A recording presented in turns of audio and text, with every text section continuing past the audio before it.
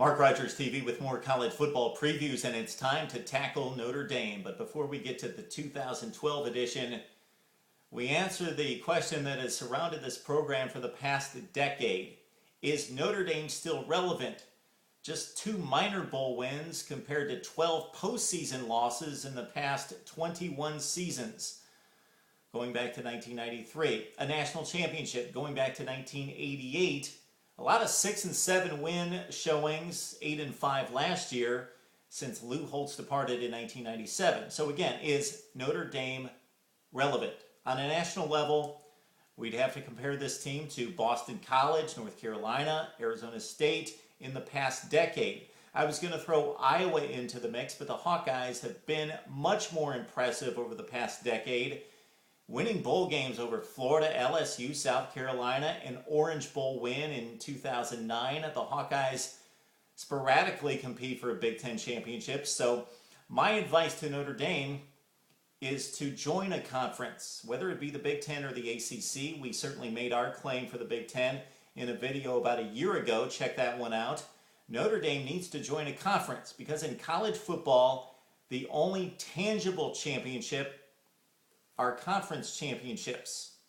The BCS is a selection process. Notre Dame join a conference. Schedules are built to determine championships. Now let's get to the current team. At quarterback, do we have 4? Do we have 1? Well, let's run down the 4 first. We've got Tommy Rees suspended for the first game, threw 20 touchdowns, 14 picks as the starter last season, faltered down the stretch, turned over the ball way too much. We also have Andrew Hendricks, who pressed Rees for the job late in the season last year. How about Gunnar Kiel? He's a 5-star recruit. He's a freshman. He is the future in South Bend, no doubt. But how about Everett Golson? Just on Thursday, named the Game 1 starter against Navy. Golson, 11 of 15 in the spring game, 2 touchdown passes. He's been the most impressive in spring and summer drills. He threw 151 touchdowns as a prep star in South Carolina. Golson is a dual threat, and he's got the job right now. And he's helped out at running back by Cierre, the best Notre Dame running back we've seen in a long time. 1,100 yards and 9 touchdowns. He's backed up by multi-purpose guy Theo Riddick. 38 receptions. He plays wideout. He plays running back. They're going to move him around in matchup situations. Also, George Atkinson, a California track star in a high school. Atkinson is a burner who got few touches last year. He will see the football in 2012. At wide receiver, Michael Floyd, of course, is gone, the most prolific Notre Dame wide receiver in history. He will have to be replaced by committee because they don't have a talent on the roster like Michael Floyd. But how about TJ Jones? He caught 23 last season. He should be the number 1 guy. Tyler Eifert, this guy at tight end, was going to go to the NFL. Stays in South Bend. He caught 63 with 5 touchdowns last season.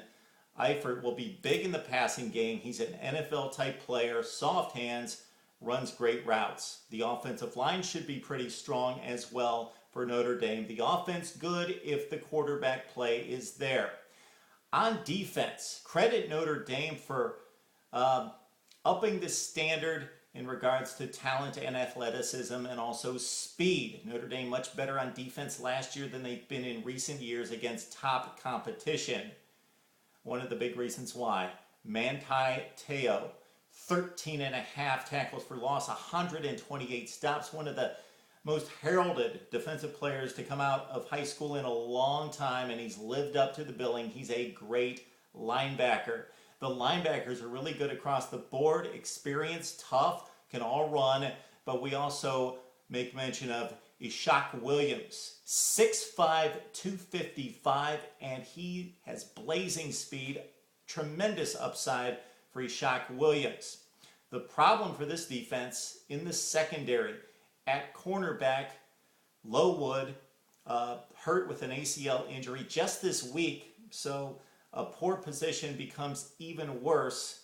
Bennett Jackson and Jalen Brown. These 2 guys barely saw the field last year, and they're the projected starters on opening day against Navy. Okay, the safeties are good with Janoris Slaughter and Zeke Mata. two veteran players who are highly skilled at the safety position. Notre Dame's got a rugged schedule, so this is the issue here.